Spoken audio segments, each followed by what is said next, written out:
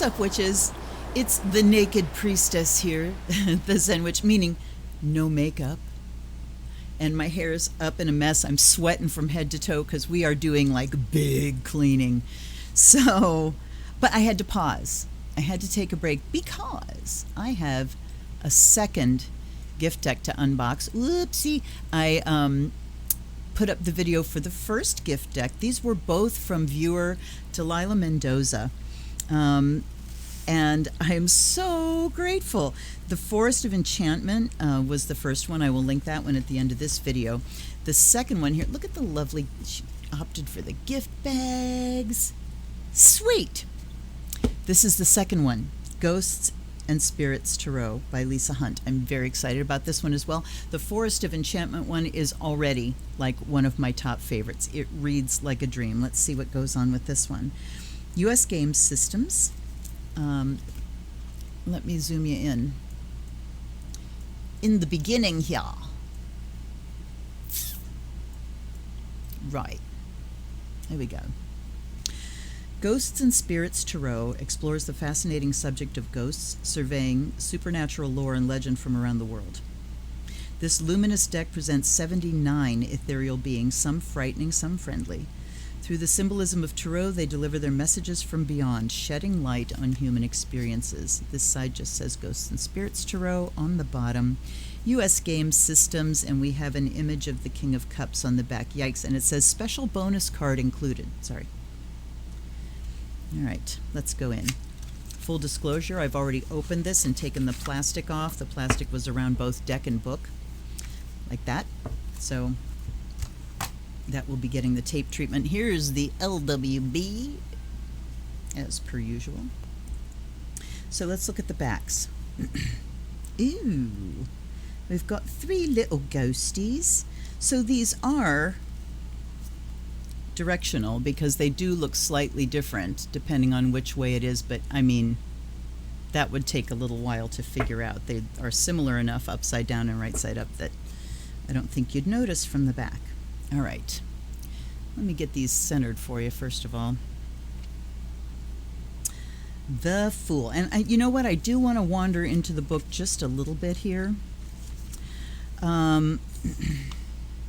Just to set the stage. I'm feeling like, I usually do the artwork first and then look at the book, but I'm thinking it might be good to hear from the author, what the premise is of the deck. I grew up in a small New England town, this is the introduction, where 18th century houses stood against a backdrop of thick deciduous trees. I played in those woods and never doubted that they possessed supernatural energy. I believed in all manner of spirits and saw faces in the trees and little people hidden in the garden. I believed that ghosts did in fact roam the streets of my historic town. A sensitive child, I picked up on energies that were part of my surroundings and transcribed my fantasies onto paper. It brought to physical life what my intuition already knew about the spirit world. Why are we fascinated with ghosts and spirits? If they aren't real, then why do they persist in our consciousness? That's always been my question. When people say they aren't real, then why do we think they are? Why do we even have the concept of ghost? Ghost stories and tales of the supernatural can be found around the world, and many cultures still propitiate spirits as part of their belief system. The possibility that somehow our essence continues even when our bodies do not is a compelling idea. Ghost lore has been the subject of fascination since ancient times. Our attitudes about how we reconcile life and death, honor the dead, and prepare for the afterlife are steeped in tradition. There are cultures that convene with the spirit world as a means of assuring abundance for the living. Many types of ghosts appear in various guises throughout the world. They may manifest during different phases of transition between the land of the living and the land of the dead. Ghosts and Spirits Tarot includes ghosts and spirits from legend and lore. Ooh! Plucked from many sources, they represent an array of ethereal beings found around the world. Some are friendly, while others are downright terrifying, but all are part of an anthropological landscape and a relevant aspect of our humanity. Yes, absolutely. The deck has the standard 22 majors and 56 minor cards. Each card is accompanied by a brief synopsis along with divinatory meaning and symbols. The descriptions are brief summations based on research and my own particular input. I have also included a special bonus card for questions that require deeper reflection. Let the ghosts and spirits talk to you and help you dissolve the barriers between conscious constraint and objective inner reflection. Ghosts and spirits are often objective inner reflection. One doesn't think of inner reflection as objective, it's subjective. Okay, well, ghosts and spirits are often messengers trying to tell us something, and it's my hope that Ghosts and Spirits Tarot provides a conduit for further communication and understanding. Okay, so maybe we'll walk through the book at the same time, because each of these has a name. Okay. So the first one is Leshy. This is the Fool. You see all these images and faces in the rocks, and there's these beings here, and there's the Fool and the dog at the edge of the cliff. So we do have a nod to traditional tarot symbology. The Magician is Psychopomp, who assists those transitioning between life and afterlife and offer comfort to both the living and the dead. So that's the Magician. The High Priestess, ooh, I mean, I love the images. Look at, there's a bridge, like she's come across this narrow bridge. There's all these skeletons, swirling energy. Okay, High Priestess is Enchantress and Sybil. So, okay. The Empress is Guardian Spirit. Okay. I'm looking at the divinatory meanings, but I think I'll leave those till we do a reading. The Emperor is Dragon Ghost and Gods. Dragon Ghost Gods. Wow. That's very cool. And if you look at the images, there's a lot, like little faces and things to see. If it will stop shaking, maybe I can get it to look at this. There we are.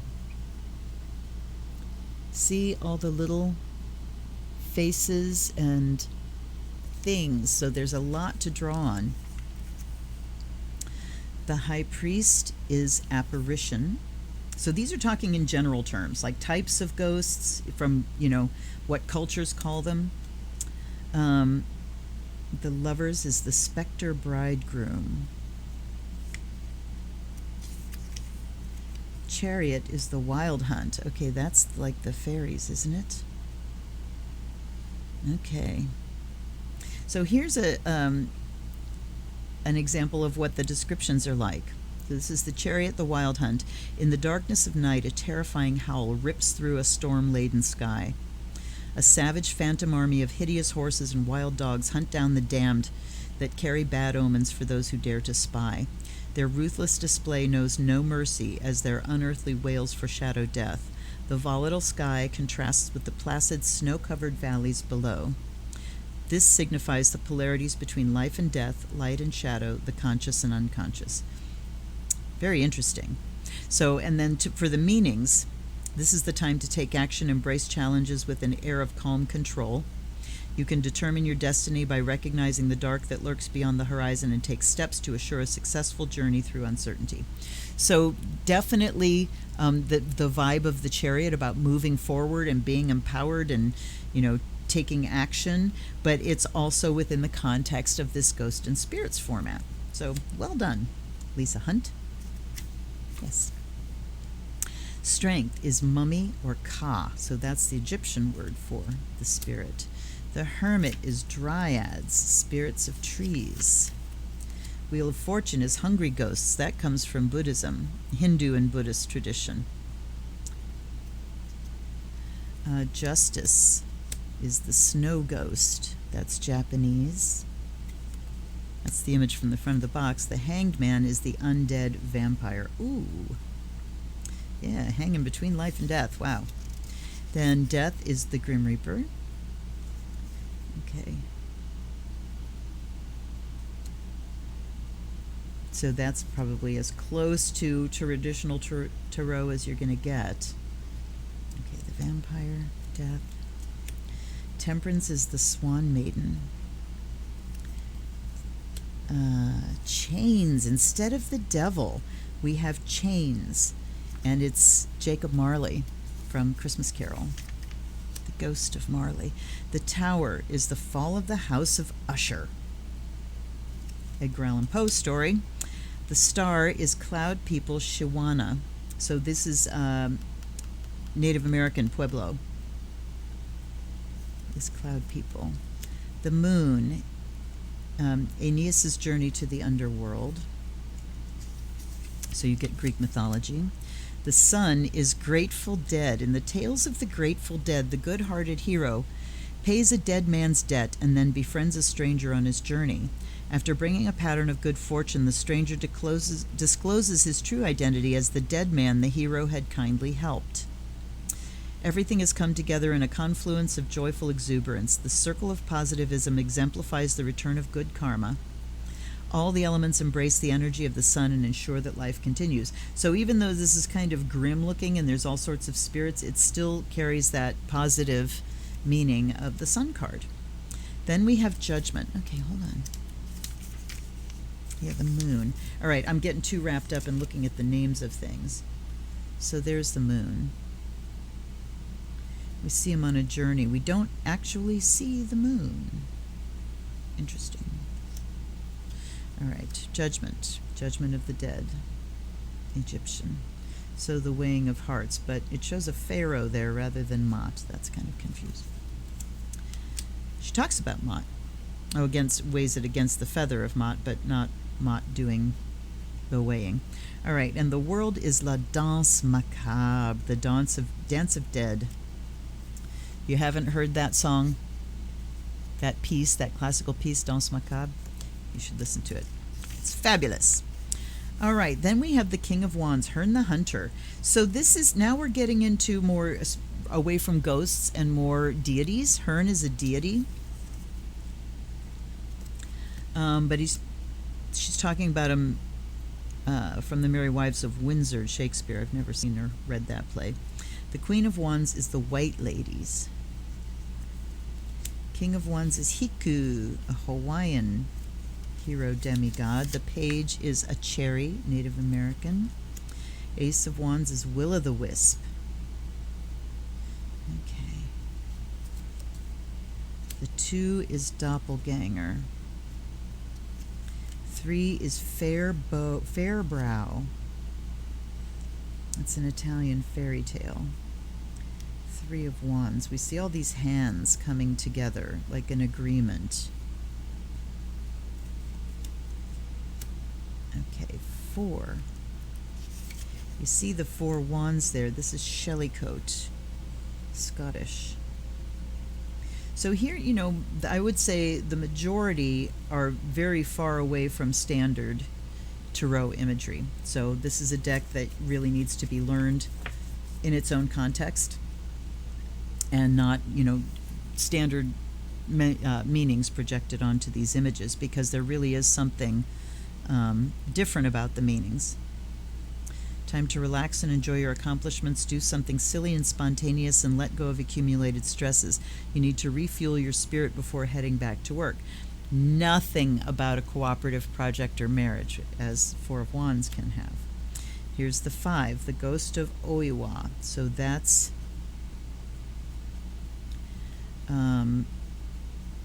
Japanese. Gotta be. Doesn't mention Japanese, but it's Japanese. Okay.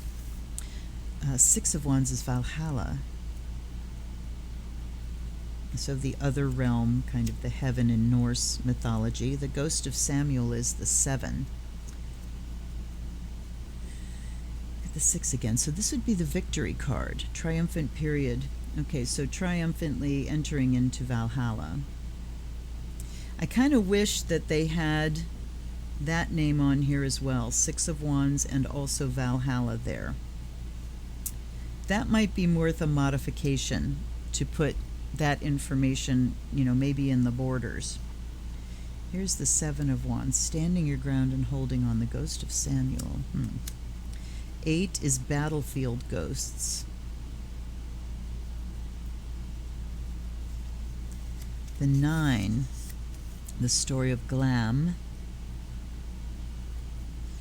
And there, she's not really giving the cultures in a lot of these. The 10 of Wands is zombies. Then we go to the King of Swords, Headless Horseman. Everybody knows that story. Queen of Swords is the Banshee. Okay. Wow. A strong female influence may provide a needed wake-up call. Perfect for the Banshee. Knight of Swords is Ekimu, ancient Babylonia. May want to share ideas, but be careful not to force yourself on others. So obviously swords are air here because we're talking about ideas. I think I'm going to have to reinforce the center of this book because the pages really want to come out of that one single staple. Page of Swords is Black Dogs, Black Shuck from that last deck. Beware the black dogs on lonely roads. Okay, so there's the page. Look closely at the path you're on. I am seeing that my camera is once again tippy. Stop it. Stop it. All right, Ace of Swords, Poltergeist. Look at that. Look at the shit flying around. There we go. That's pretty descriptive. 2 is the Ghost of Banquo from Shakespeare. 3, the Phantom Rickshaw, Mrs. Wessington's ghost. 4 is Kuei, Chinese. Demon ghosts. 4 of Swords. Period of rest and recovery will follow a turbulent period. So, so that's pretty traditional. That's the only thing it says about 4 of Swords. The 5 is the Erlkönig, personification of death. Yikes. From Goethe.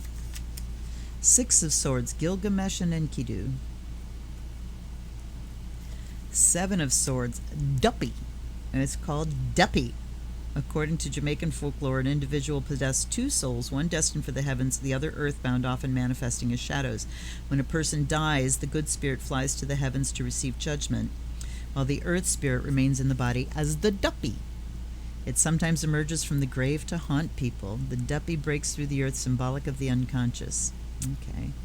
7, an enemy may require you to think fast on your feet. So there's the Thief card. 8 of Swords, the Flying Dutchman. The 9 is La Llorona. The Weeping Woman is a Mexican ghost. 10 of Swords is the Ghoul. All right. King of Cups, Ghost of Hamlet. The ghost of King Hamlet, Hamlet's father. Okay, Queen of Cups is Groa, the mother of Svipdag. That's a Norse thing. Knight of Cups is an Undine, which is a water spirit. General water spirit. Page of Cups is Encantado, dolphin shapeshifters. Ooh, it's Brazilian. And the Ace of Cups is Giselle. 2 is Isabel in the Pot of Basil. So the 2 of Cups does not actually show a relationship. It says love can hurt, but also a powerful force in one's life. So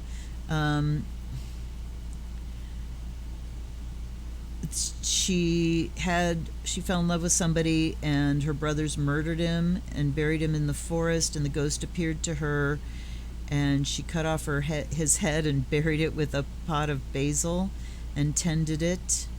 So there is a relationship there, but you have to know the story behind it. So again, this is a deck where I look forward to going through and reading the little tales of each card. I mean, look at just the great wealth of knowledge you'll get from it. 3 of Cups, Asparas and Gandharvas, Hindu spirits. The 3, so looking at celebration, yes. 4 of Cups, Davy Jones's locker. Important to make sure we do not give in to the impulses of complacency. Okay. 5 of Cups is Liba and Guntram. Doesn't give a culture. 6 is Revenants, are usually restless ghosts who return to the land of the living to tie up loose ends. So revenant would mean, coming again. Literally coming again. 7 of Cups is El Dorado, poem by Edgar Allan Poe. So also, just really great references to send you off reading some cool shit.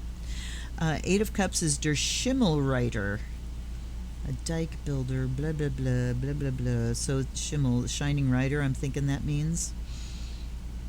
Okay. The Nine of Cups is the north wind. I'm talking about wishes coming true. 10 is Day of the Dead, Mexican. All right. Now on to Pentacles. The King is Anko. Doesn't say Anko what the... So I'll be looking up things just to find a cultural reference. It looks like it might be a Japanese word, but I can't tell.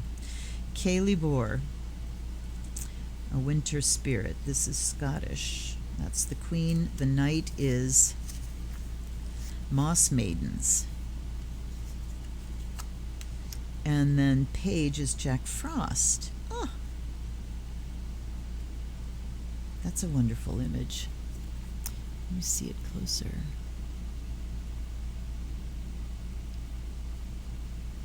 I'm stubborn. I'm gonna keep trying. There we go. Looking through the window. Ace of Pentacles is Rübezahl, a German forest spirit. You can see the pentacle there. The 2 is Lemures or Larrys, good ghosts. 3 is Manes or Manes, ghosts and guardians of burial sites. Demanes, I think it would be Manes.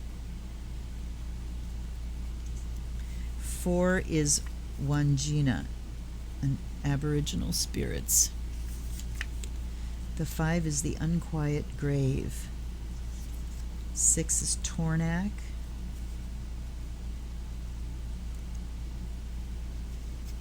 7 is the Canterville ghost. The 8 is Kobold. These are German household spirits, Kobold. The 9 is Menehune, it's Hawaiian. Tiny magical fae who live in forests and caves. The 10 is animism. So a whole belief system here that believes that everything is a living being, that everything in nature has a spirit in it, a living spirit in it. And then it doesn't mention, it mentions this card. Here's the extra card. It has no name. So it talked about when you need to go deeper. So when this card comes up, that's what it means. Time to go deeper, make your own connection, and get your own answers from spirit, relying on your intuition. So we have the 5-card spread of the realm of the spirits. That's the only spread that it gives us. So that would be the one that I'm doing. Let me light my charcoal, because as usual I forgot to do it beforehand.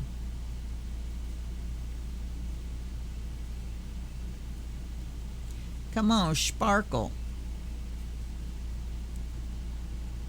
Sometimes they just won't catch. And then it goes blammo and it catches and you got to put it down faster. It's gonna hurt. Okay. Let's ask allies and ancestors, guides and guardians to come in, please. I know you're here already. Thank you for being here. Please help me to connect to the well of the collective unconscious and connect to Delilah D, to connect to wonderful D in gratitude, and help me to deliver a reading that is meaningful for her. Okay. We've really covered the book. I read the introduction and we go straight into the cards, and then there's one reading at the end, so no problem there. And I do believe these are going to shuffle like a dream because they're U.S. games. And the other deck was Llewellyn, and that shuffled like a dream too. So I just, again, the people that do these big, thick decks, please explain to me why you can't do it like this. Please explain to me.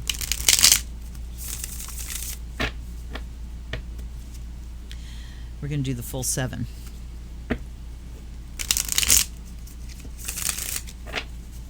Because 3 more. 2 more. It is said that 7 shuffles, it gives the most randomization of a deck of cards this way. And then we cut shuffle so that, and you know, if you want to see how randomized it is with 7, if you look at the bottom, there's the Queen of Pentacles. So she's worked her way to the bottom of the deck. Whoop. Okay, we've got 10 of Cups out already. Let me back out a little.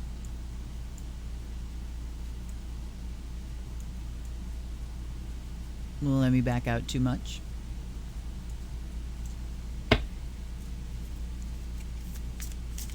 Okay, there's 2 more. Okay, so I'm going to put them in order.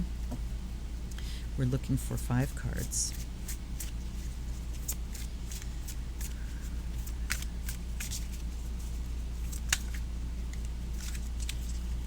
Two, 3, 4.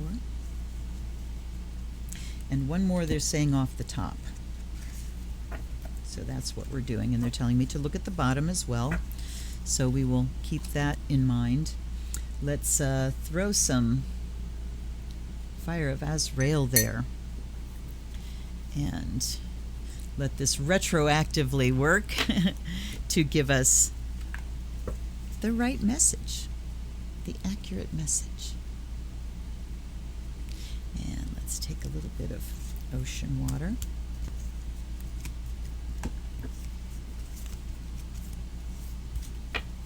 All right, so the spread goes 1, hold on, 2, 3, nope, 1, 2, 3, that's weird, 1, 2, 3, 4, 5.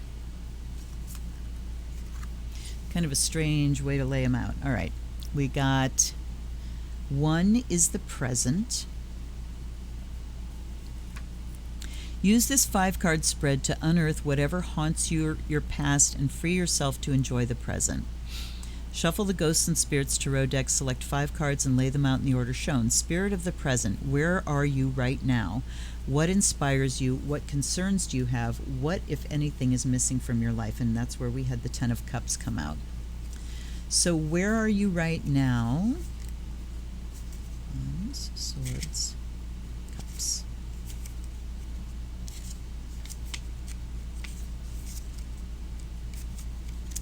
Crying out loud. All right. Day of the Dead. People around the world engage in jubilant ceremony to honor dead ancestors. The time-honored traditions unify the living and dead through merriment, feasts, dances, rituals, and parties.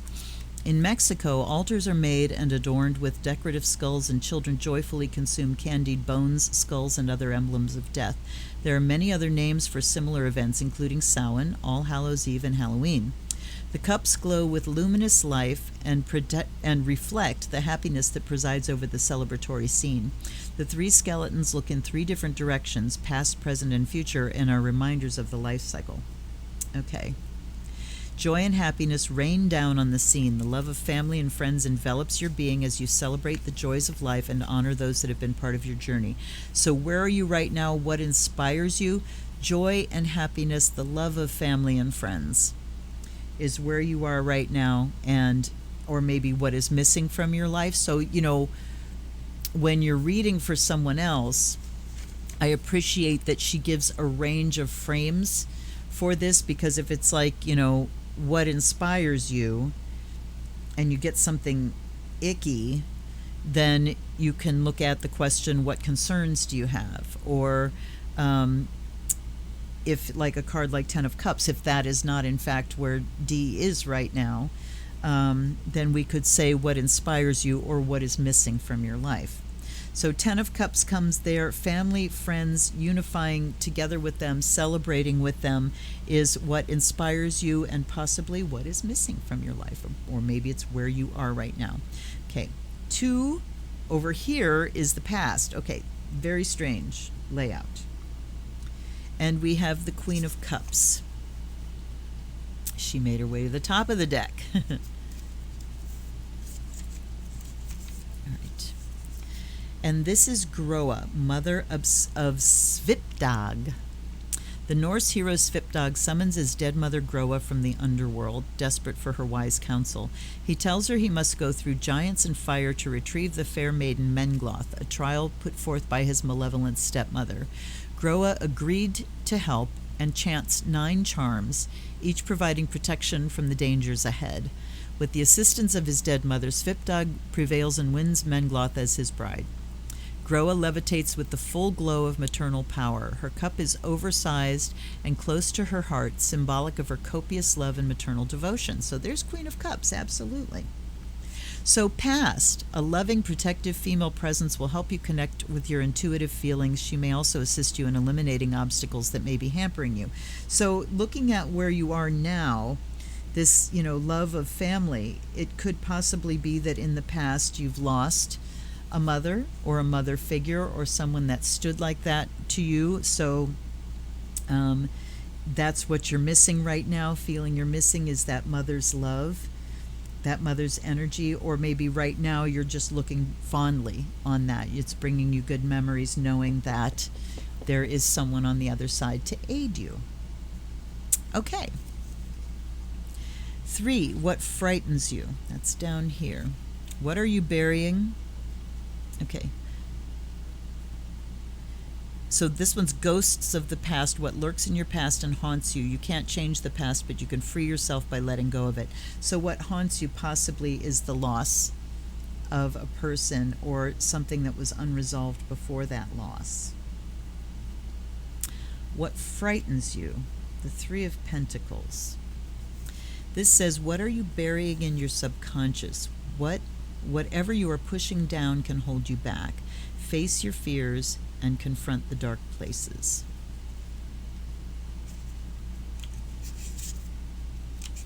Okay, the 3 of Pentacles is the Manes, M-A-N-E-S, were ghosts and guardians of burial sites and monuments. They were considered good spirits and were referred to as Demanes, or divine dead. Demanes. Each year during the Feast of Parentalia, grave sites were visited and offerings were made to honor the dead. Roman tombstones were often inscribed with the letters DM, Demanes, to officiate the spirits. This luminous image exemplifies energy born from the seeds of creative thinking. The 3 spirits balance their decorative discs. The different designs represent individual contribution to a team effort. So there's 3 different kinds of pentagrams on those discs, and you see them all working together. This is the time to tackle a project by brushing up on old skills or nurturing new ones. So this is what frightens you.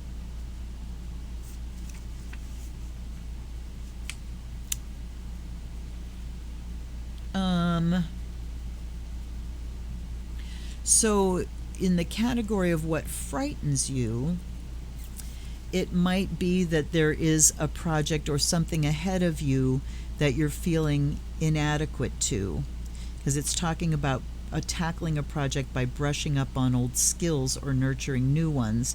So in a fear category, that can say that you're feeling not up to or not competent to tackle a project that's in front of you right now. That's what I'm getting from that. 4 appears joys, what lifts your spirits, what liberates you and brings joy, embrace your bliss. And we have 7 of Cups here, which I think was El Dorado. Yeah. The poem by Edgar Allan Poe portrays a gallant knight entering his twilight while still searching for the elusive El Dorado, a legendary golden city. A specter directs the old weakening man down towards the valley of the shadow. Ride, boldly ride. So where's the specter? Oh, this is the specter up over him here. The illusion of finding wealth has become a metaphor of death. The hunched figure is an indication that the road has come to an end. The abandoned helmet symbolizes ideas that do not materialize. So here she's talking about specific symbols in the image. The precipice is an earthly reality which begins to crumble and fall into the endless depths below. The descending cups reflect delusional thinking, and the spirits can carry broken dreams. The spirits carry broken dreams. So Seven of Cups, that delusional thing and all the dreams, so that certainly connects with the information she's given. You've been drifting along in search of some elusive Shangri-La instead of following a practical, substantial path. You're driven by a pipe dream that is built on illusion. So this is your joy and what lifts your spirits.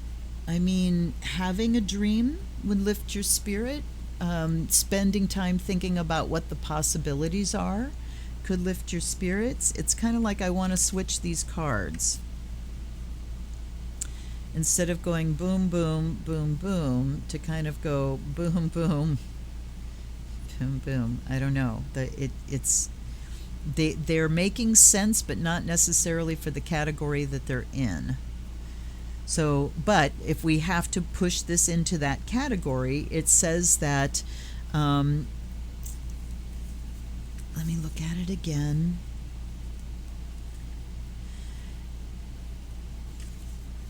That being in that fantasy land lifts your spirits, but that would come with a warning that you really do need to deal with things in the realm of reality, in the real material realm, and not abandon reality, because it's crumbling. This manifest reality, things are crumbling, so you're looking ahead to what the alternatives are. That's what I'm getting there. Sorry, there was a phone call. Okay, so the next category then is spirit of the future. What do you look forward to? Once you've cleared away the cobwebs of doubt, you're ready to move towards your destiny. What do you look forward to is the Knight of Pentacles. This is moss maidens. As supreme spinners, moss maidens covered the trees and roots with their fine craft work and adorned the forest floors with golden leaves. Their delicate forms were covered with moss and resembled the organic matter of their surroundings. Though they could be helpful healers, they could be vengeful towards those who disrespected their habitat. Moss covers the roots of the embankment, symbolic of protection, healing, and intimacy with nature. The maiden is fiercely protective and will do what she must to safeguard the environment. The meanings are: trust your instincts and do the right thing regardless of potential setbacks, be loyal and dependable, and remain steadfast in the face of adversity. Okay, this kind of cracks me up. These two little pages, what the hell are you going to write there? Okay. So, back again. Trust your instincts, be loyal, dependable, and steadfast. What do you look forward to? Again, I feel like I want to change the order that they go down in. So if we went 1, I don't know, 2, if this was the past, if I went like 1, I would either want to go up, down, left, right, or I would want to go left like this. So if we do it that way, the past would be looking forward to the future, trusting my instincts. Okay, that doesn't make sense either. I'm sorry, I'm confusing myself. So yeah, what you look forward to is just being steadfast and using your gifts, using your instincts. It's hard to bring this together because it's disjointed. You know what? Okay, I'm going to let that stand. I'm going to do another 3 card and see if I just leave it open without the categories. That could be just a not really well constructed layout. So let's see here. What message do I need to give to Delilah? That's the last I'm shuffling because they don't want to do it anymore. All right. 6 of Cups, 2 of Cups, and the Psychopomp. The 6 of Cups. Revenants are usually restless ghosts who return to the land of the living to tie up loose ends. Meaning is it's okay to reflect on the past and reconnect with old friends, but don't dwell on what was. Rather, cherish the memories and celebrate what is. Okay, so that meaning goes along with Six of Cups. So celebrating what is, and then we have the 2, Isabella and the pot of basil. Love can hurt, but is also a powerful force in one's life. Love requires give and take, the emotions of one feeding the other. So talking about coming out of the past as far as relationships go, those kind of memories. What in the hell is going on my phone? Holy crap, man. Lots of interruptions with this. So not dwelling in the past, knowing that so here we're talking about moving away from negative memories and looking at what past experiences, what positive can be brought out of that. What can I grow out of that I can then take to a future relationship? So this was saying don't dwell on the memories, and this was talking about, loss and hurt from love, but taking something positive out of it, and those two work quite well together. And then the Magician says, the human psyche hosts limitless knowledge about the universe and the omnipresent energies around us. You can access messages beyond the veils of immediate recognition if you open up channels of communication with the mysteries that lie just beyond limited perception. So you have the power to turn, the things that might be weighing on your mind, these memories, the unhealed trauma. Magician says you have the ability to really look at those things and transform them. Turn them into something positive, turn them into something that feeds you, to extract the lesson from it. So opening up the channels of communication, accessing messages beyond the veil. So you can do this. You can go into your own mind, you can connect on that level and pull out the lessons that are waiting for you there. All right. I think that works better for me. I just don't like that format of reading. It felt disjointed. It didn't like go in a circle or in a cross. It went in a weird thing. So, but these, I know that they read well. I know that there are good messages and there's good advice. The writing is good. So it's possible to pull meanings out of these, but it's that layout at the end was just kind of weird. Didn't like that one. Okay, but I do like the deck, and I am going to be spending time going through. They're telling me to take 2 more. Got the Fool and Judgment. Holy moly. Let's look at those. Let's look at those. So you're coming out of memories and trauma, and you're looking at transforming these. The Fool says maintaining a sense of adventure helps carry you through the challenges ahead. Preserve a childlike optimism as you explore new paths. Bear in mind anything can happen along the way. So it looks like something is finishing up here that you're taking control of and starting off fresh. And then Judgment, this card suggests a portal to higher consciousness and awareness. So this is a springboard here. Dealing with these old memories, dealing with old trauma is providing you with a springboard, because you use the skills of your magical skills and your perception and your intuition to look beyond just the story and extract the lessons from it. And this gives you a new beginning that then takes you to a higher level, initiatory process. Okay? There are consequences for our actions, so take care to listen to your inner voice, follow your heart when confronting decisions that will have a lasting impact. All right. So this kind of really brings things full circle. Look at, we've got almost the end of the major arcana, the beginning and the end. So it's saying that you really can open your awareness and understand the patterns that were at work going on here. And then the last one, we have the Emperor. So boy, the majors came out swinging at the end here, didn't they? A powerful, influential figure may enter your life as the Animus. He represents conscious reasoning, experience, and authority. So all of this work that you're doing is going to take you to a place where you feel more powerful, more empowered, more authoritative in your own life, more able to make your own choices, more able to take control, more just the feeling of being in control more. And when you weed out old emotional stuff and you heal trauma, you are more in control because you don't have, here's kind of an image. I used to tell people that, when you have unhealed trauma, you kind of have these energy stringers that trail along behind you. People who are like psychic vampires, people who are toxic, people who are users and abusers and manipulators, can sense those strings. And it matches their trauma too. They just are not interested in healing. They're interested in manipulating instead. So you go by with your stringer, they recognize it, they latch on.